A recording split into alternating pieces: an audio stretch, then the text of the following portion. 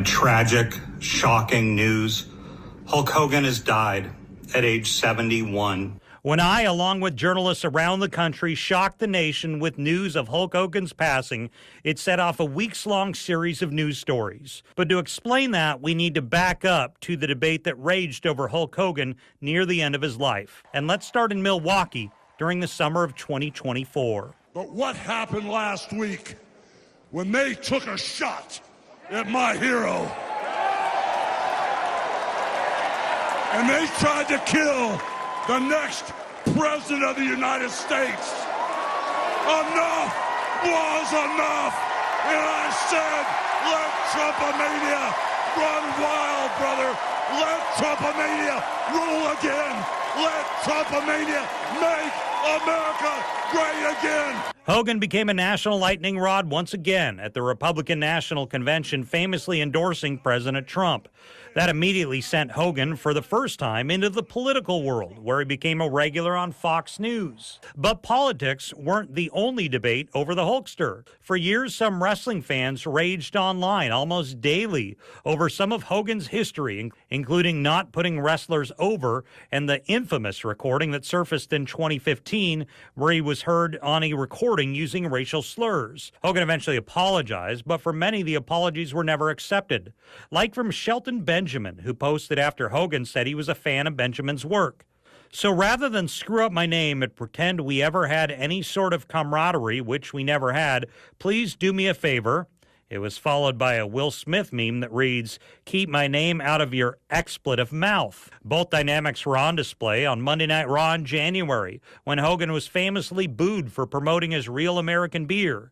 The man who was with him at that moment, his decades-long running buddy, Jimmy Hart, who I asked about that moment. I got to ask, you guys went on to Raw and you had to deal with something you hadn't seen since NWO days. You had to deal with booing. What was that like when you walked out? Red state, blue state. You think that's what it was about? Of course it was. Are you kidding me? Because the next day we're in Texas and standing ovation everywhere. But that's all it was. Oh, please, come on. You know that. What do you think it was? Well, that's what a lot of people were saying, that it was Southern California. You know it is, baby, but that's okay. You know, everything's beautiful. We love everybody still. With all that prologue, there was a lot of nasty things said about Hogan following his death.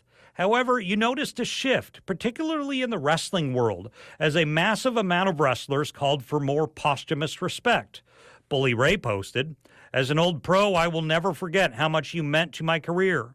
I appreciate everything you did for me, and was happy to call you a friend and brother."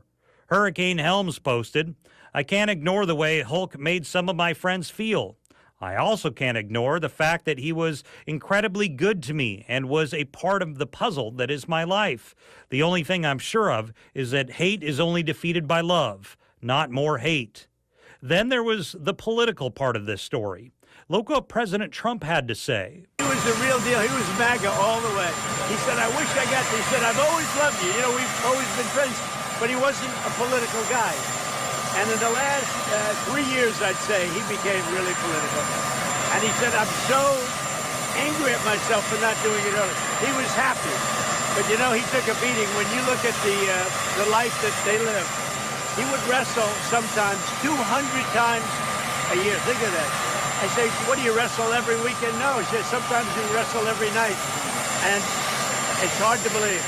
But being a friend, I got to see his life a little bit, and his knees were in trouble, his back was in trouble. He was in such trouble, but he was great. And that wasn't all. Knowing that Hogan was a massively influential Floridian, Governor Ron DeSantis even declared August 1st Hulk Hogan Day in the state. And we were with him just a couple of months ago. My kids got to meet him and everything, so I was really sad to see that, and our thoughts and prayers go out to his family. Beyond the societal discussion, there was also the investigation into his death.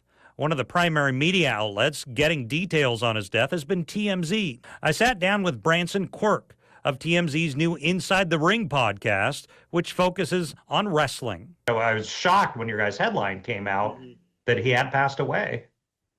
Yeah, Sky Daily. I just did a live shot about this a week ago. Sky Daily, if anybody doesn't know, Sky Daily is setting up a malpractice lawsuit against one of the doctors that worked on Hulk Hogan during his neck surgery back in May of this year, because she believes that it was the phrenic nerve that is what caused him to not be able to breathe in that moment on the day of his death, which eventually led to him passing away. So it's interesting because you have Brooke Hogan saying one thing and you have Sky Daly saying another. Brooke Hogan herself, we talked to her several times here at TMZ with Harvey, and Brooke believed that Hulk Hogan, possibly there was some foul play involved, maybe some medical malpractice, but then just before Sky talked about filing this lawsuit, she said herself, Brooke Hogan said that she doesn't believe that there was any foul play whatsoever.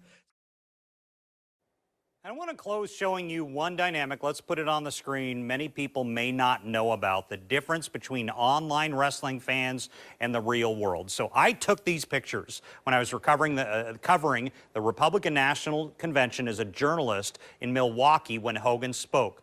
I was outside of the arena at the time when he took to the podium. I snapped these photos of pretty much every police officer, and there were a lot of them rushing to monitors to watch Hogan speak. They were entertained and not thinking about any of the online criticism wrestling fans tend to put on social media.